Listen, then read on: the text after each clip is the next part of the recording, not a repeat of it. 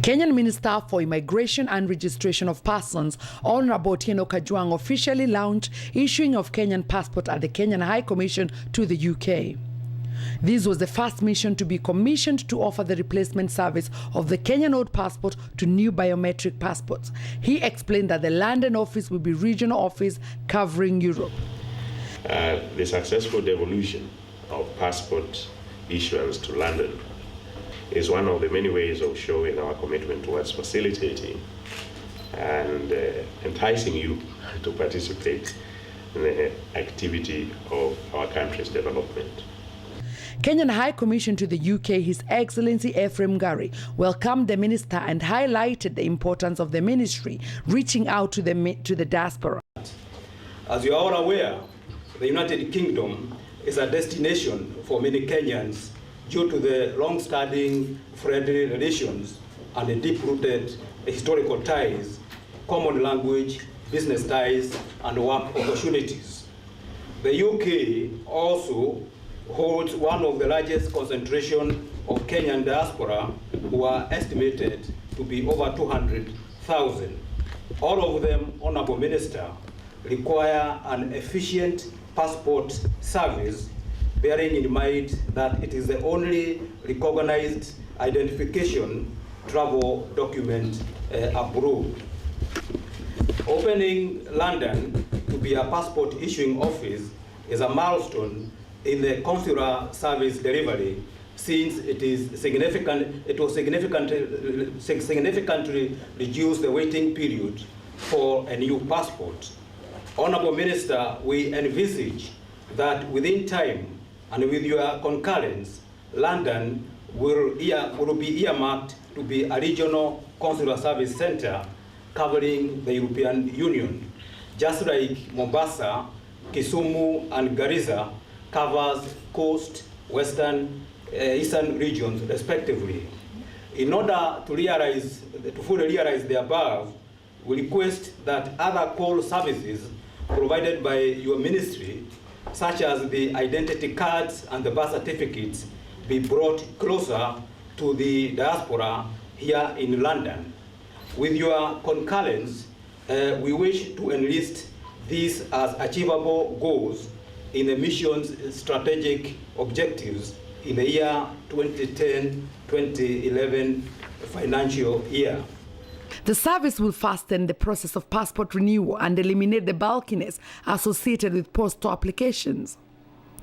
First and foremost, I think it was much more costly to carry the passports to Kenya through the diplomatic bag, foreign affairs, then to our department, and then later on backwards.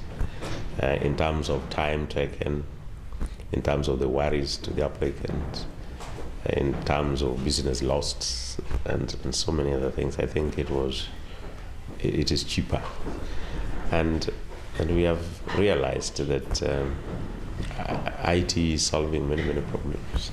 Sooner or later, anybody applying for a passport, even a new one, we should be able to see that application in Nairobi, even as it is being done here, without much additional cost. So this cost was really minimal compared to the losses that the citizens were going through. Honorable Kajwang stated that the government, through the ministry, has identified issues affecting the diaspora, among them dual nationality, which he explained with the yes referendum will become acceptable in Kenya within a short time.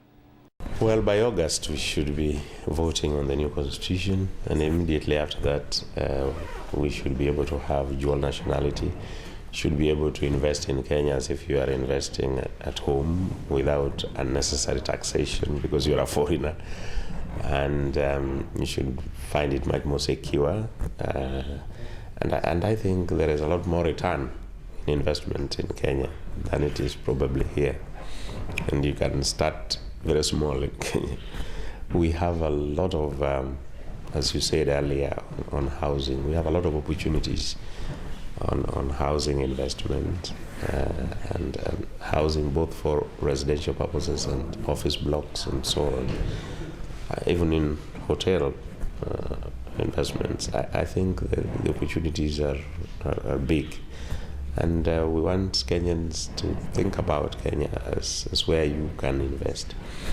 Whether you invest by yourself alone or you invest in conjunction with others, we will be all very happy.